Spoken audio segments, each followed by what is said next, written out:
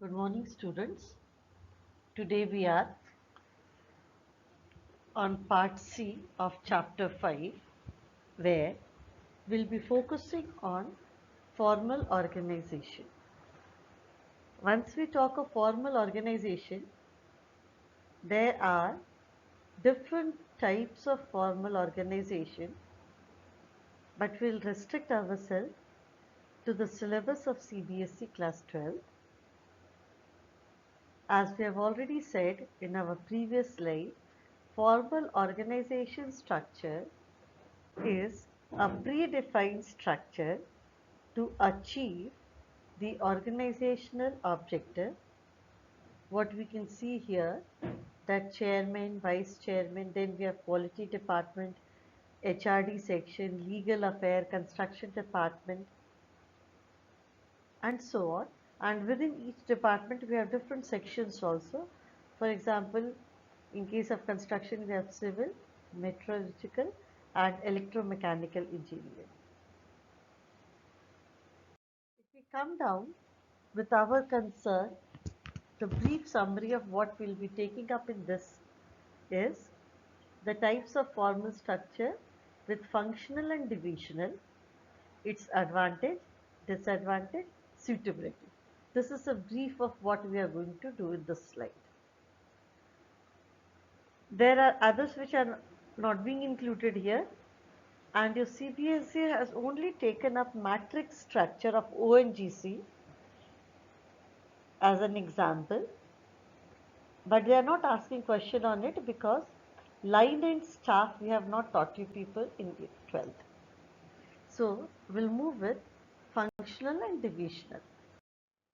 Coming to functional organization, as the name suggests here, the departments are created on the basis of function, on the basis of function, and we ensure that specialization has to take place over here. If we see the advantages of this functional structure, we have centralized decision making because the product is one. Product is one. So centralized decision making, a better coordination between all the functional departments, that is, we can say production, marketing, finance, personnel, they're all well interlinked for the final output. Enhanced organizational level perspective is there, then managerial and technical talent, and we facilitate career path in specialized area. For example, if you're a finance manager, you know all the ins and outs of finance, where taxation might be included, provident fund, then contract, then suppliers. Coming to the disadvantage, in this, the embedded communication and coordination leads to difference in values and orientations, what we say as silos also. Like production will always try to prove that they are better. Finance will have its own importance and there's a clash. Then short-term thinking is more over here. Short-term thinking. And difficulty to establish uniform performance standards because accountability fixation cannot be done. If a company is going for loss, the question comes who is responsible for it, and the blame game starts. Production will say marketing had not gone for proper research and selling out activity. Marketing will say production's quality was not good, and they both will together say that the materials to be bought was delayed, maybe because the finance section didn't release the money in time. So accountability fixation becomes difficult over here. Now, if we see suitability of it, we'll be going in detail with some departments For example, if you take a manufacturing unit, board of director, managing director, general manager. Now let us take basic functional departments: production, marketing, finance, personnel, R&D, research and development. As a commerce student, I would suggest that my students should go for internal classification of three major things: marketing, because commerce students are involved there also, finance and personnel. So in marketing we have two. One is market research, where you are getting feedback from the market, what is to be bought, at which quality, and what is the pay packet for the customers. Then sales department, which is directly involved with disposing of the product in the market. Now coming to the most important one, finance department. We have costing section, where budgeting is done, you prepare it. Then payable section, where payment is done for the contract employees as well as permanent employees. Then is your taxation department, which can further go for subclassification. We have individual taxation of the employees, corporate tax for the company, then supplier section, then provident fund section, and so on. Cash section can also be included over here. Then coming to personnel department, we have HRD and HRA section and research and development. Now, since we said it is a steel manufacturing unit, that means the entire department's approach is towards focusing on quality steel production. We are trying to hammer out excellence from all the sides: production part, marketing part, finance part, quality of the people that we are recruiting in the personnel, and research and development also. So if we say suitability part, it is best suited for single product, where you are going for single product. Second, high degree of specialization from every angle. And usually, I am using the word usually, it is for manufacturing units. You cannot manufacture n number of products and want to have specialization everywhere. So there, usually when you are manufacturing something on large scale, you go for this structure. Then we come down to the next one, that is divisional organization structure. The top one would more or less remains the same. It is up to you how you present it. You can start with president, vice president, product director, general manager. Till this, it will be same. The variation comes from departmentation. For example, here, if we say we have 3 to 4 products, we go for the division of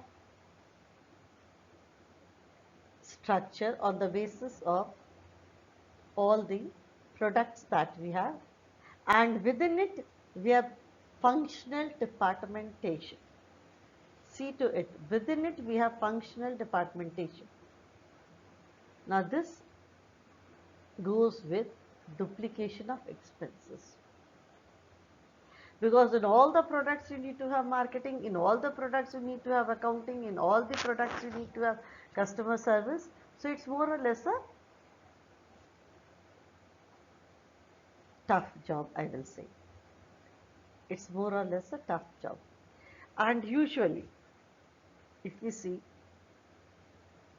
coming to the next slide, for the advantages and disadvantages. The advantage is each division work as an independent unit. So you are getting both freedom as well as accountability fixation is easy. If you know one product A is not working properly in market, you discard it. If you feel the product is widely used, then you try to expand. Now, all the divisional managers are full-fledged managers in their area. That is, overall managerial development takes place. Because the manager is looking for the marketing part, finance part, everything in a comprehensive manner for a particular product. For example, if it is a metal manufacturing unit, and in metal we have different alloys, you are taking care of one. You know how it is to be used, who are the customers for it, and how you have to tap the market. Then there is direct supervision. The divisional manager uses the resources in an optimum manner, and decisions are more realistic over here.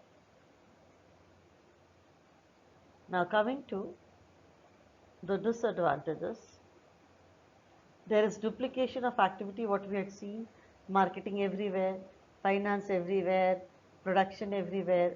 Then the cost is high. The cost goes high.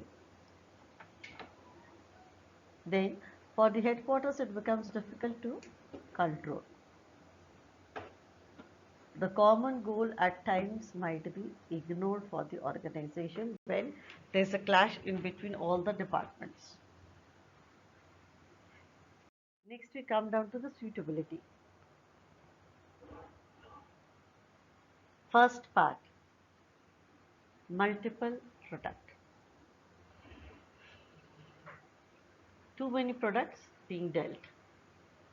Secondly, with the logical reasoning, practically next to impossible that the same, except in few cases I am saying, except in few cases of technical area where molds and casts are same, the material that you put, accordingly the output will come.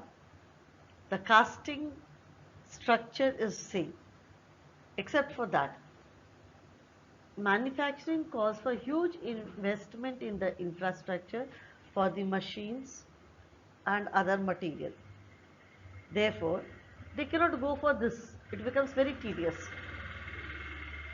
So usually it is the trading units, they go for this structure. Usually trading unit goes for this. Now we have taken up two extremes in terms of organization structure, functional and divisional. We'll be taking the difference of it also. But before that, please, these two are hypothetical cases, we'll say.